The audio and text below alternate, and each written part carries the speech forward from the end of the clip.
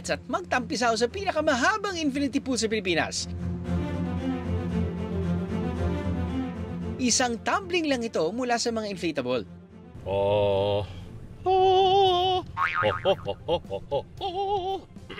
Mukhang kailangan ko yata ng diaphragm exercises sa haba ng lap na to. Parang ito na yata yung pinakamahabang pool lap na napuntahan ko. Subukan na natin.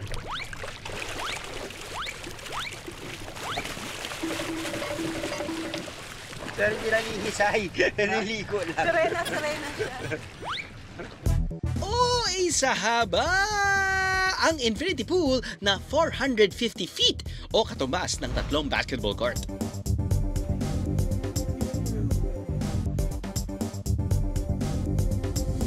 Definitely, it's by far the longest lap pool I've ever swam in.